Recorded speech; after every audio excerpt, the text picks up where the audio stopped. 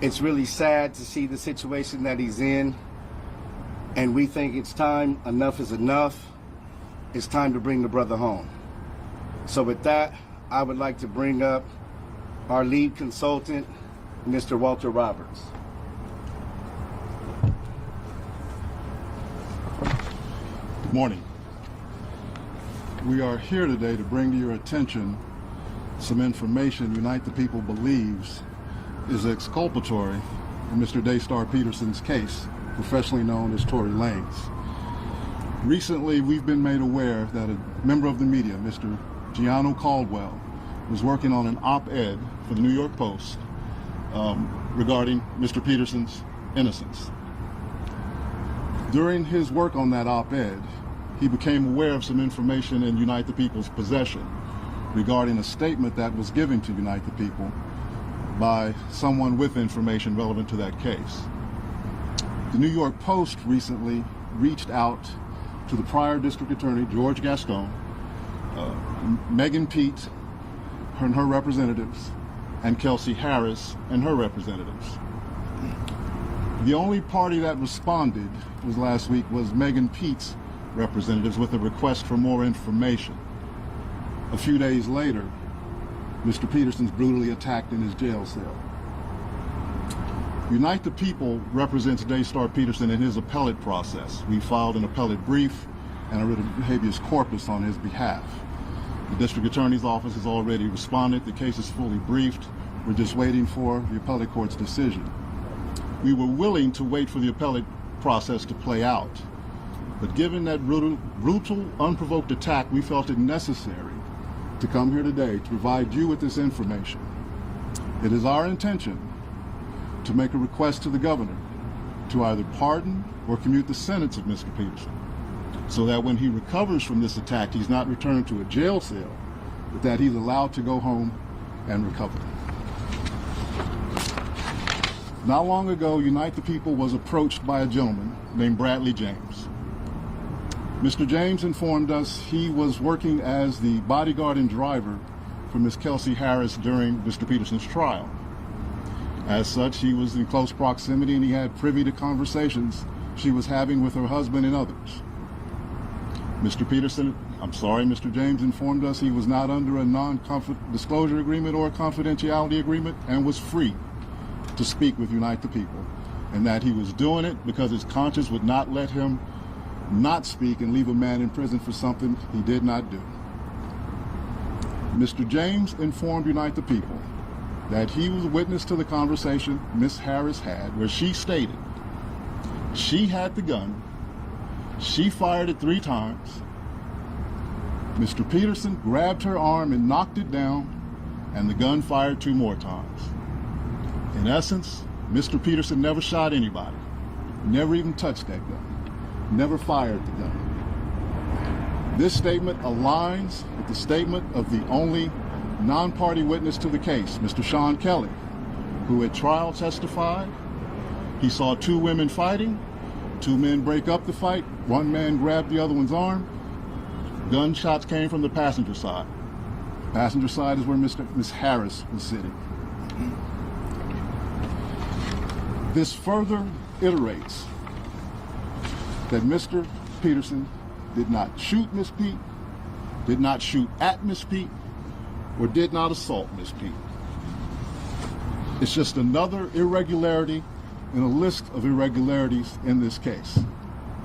For example, there were 3 potential suspects in the car that night, and yet the only DNA sample was taken of Mr. Peterson, even though unknown DNA was found on the gun. Why wasn't Miss Harris's DNA taken? Or was it taken and the information simply never given to the defense? Why wasn't the driver of the car, Mr. Jaquan Smith's DNA taken? Or was it taken and again, simply not given to the defense? We don't know. It should have been taken. It is Unite the People's understanding, regular LAPD practice at a crime scene like that, anybody who's there, the DNA is taken. Another irregularity. Why, at Ms. Harris's police interview, was a non-lawyer non-family member record company executive allowed to participate.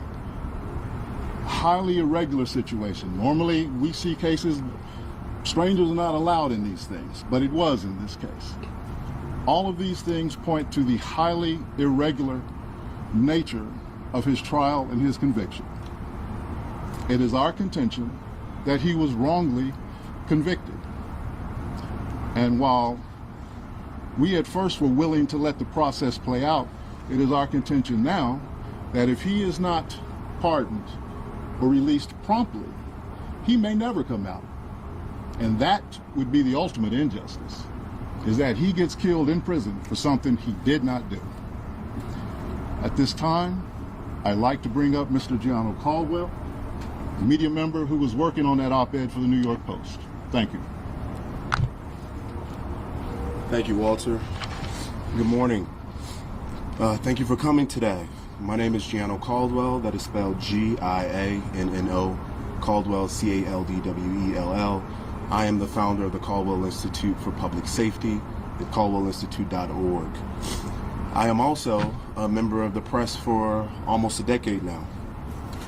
I've been looking into Daystar Peterson's case for almost 6 months now, professionally known as Tory Lanez. And after reviewing the evidence, the reporting, and the legal analysis, I've come to the conclusion that Tory Lanez was railroaded by the former district attorney, George Gascon. He was also wrongly convicted. I believe if Jesus Christ was Tory Lanez's attorney, George Gascon would do whatever in his power to ensure that Tory Lanez lost that case. Tory Lanez's defense team have alleged the withholding of exculpatory evidence, prosecutorial misconduct, among other issues that I was compelled to write an opinion piece for the New York Post.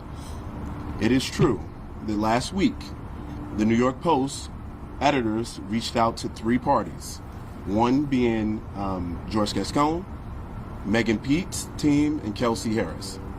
It is also true that Megan's team was the only ones that responded back for that request for comment.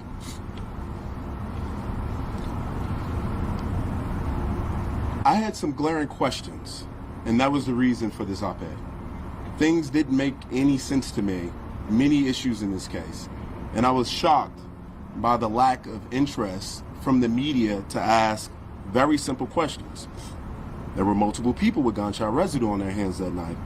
Why didn't all individuals have the residue tested, their DNA tested on the weapon? That's a legitimate question. According to the prosecution, Tory was excluded from the clip of the gun, and according to Tory's defense team, they said DNA analysis showed that there was a 0.01% chance that Tory touched the actual gun itself. Another piece that stood out to me, the call that the prosecution alleged Tory made confessing to a crime. I listened to that call. I'm sure many of you have as well. I didn't hear a confession. But what really shocked me about it is if my best friend was shot maliciously by someone just 2 to 3 hours before, I wouldn't have answered the call, or if I did, I wouldn't calmly have a conversation with the individual of it. And certainly I would ask, why did you shoot my friend? And more importantly, I would never have given you my current location out of fear of you finishing the job. That was something that stood out to me. I also, in my op-ed, discussed Kelsey Harris pleading the Fifth Amendment. She wasn't accused of anything by Megan Pete or the police, and to my knowledge, she wasn't under any investigation. So why plead the Fifth? What also shocked me is the prosecution gave her immunity. For what? What did she do? Is there an allegation of her doing something? I'm not aware of that. Maybe some of you can answer that question today.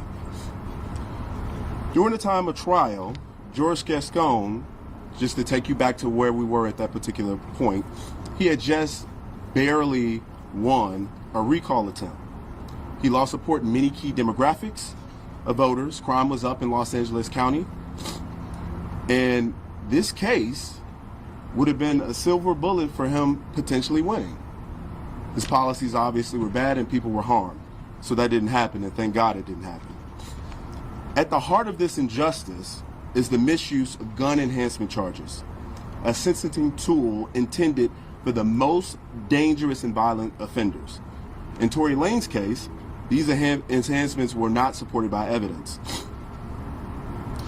But George Gascon, interestingly enough, who is someone who regularly would drop enhancements or not recommend them, chose to provide enhancements to Tory. And in his case, in any given situation, according to legal analysts I've spoken with, he would do 1 to 3 years if he did it without the enhancement. That's interesting. Why did George Gascon choose to pursue these enhancements? You know, there's cases I've been looking through which George Gascon has pursued, many in which he utilized these enhancements. A couple come to mind that I would like to reference here. One, Raymond Danger Gonzalez, a Mexican mafia gang member involved in a premeditated murder of 2 young men in 2017. Despite the brutality of the crime, Gascon didn't recommend enhancements. You premeditated murdered a teenager and another individual, brutal crime. Why would you recommend enhancements, but you would recommend them for Tory? That doesn't make a lot of sense.